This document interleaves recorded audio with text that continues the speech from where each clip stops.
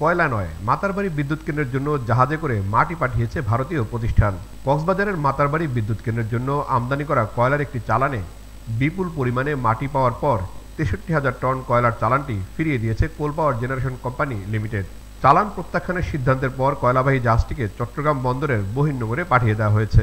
সিপিজিসিএল সূত্রে জানা গেছে, টেন্ডারের মাধ্যমে ইন্দোনেশিয়া থেকে কয়লা সংগ্রহের দায়িত্ব পাওয়া একটি ভারতীয় প্রতিষ্ঠানই চালান পাঠায়, কিন্তু চালানটির কয়লায় বিপুল পরিমাণে মাটি ছিল, ফলে এই কয়লা বিদ্যুৎ উৎপাদনের জন্য ব্যবহার উপযোগী নয়। সিপিএর পতাকাবাহী এমবি ওরিয়েন্ট অর্কিড জাহাজে করে এই কয়লা পরিবহন করা হয়েছিল। জাহাজটি ১৭ মার্চ মাতারবাড়ি চ্যানেলে প্রবেশ করে। জাহাজটি পরিচালনা করে বাংলাদেশের মেঘনা গ্রুপ অব কোম্পানিজ। সংশ্লিষ্ট কর্মকর্তারা জানিয়েছেন, চালানে অতিরিক্ত মাটি থাকায় কয়লা খালাসের জন্য ব্যবহৃত কনভেয়ার বেল্ট বারবার বিকল হয়ে যাচ্ছিল। বঙ্গোপসাগরের তীরে মাতারবাড়িতে ১৬০০ একর জমি জুড়ে তৈরি এই আল্ট্রা সুপার ক্রিটিক্যাল কয়লাচালিত বিদ্যুৎ কেন্দ্রের সক্ষমতা ১২০০ মেগাওয়াট।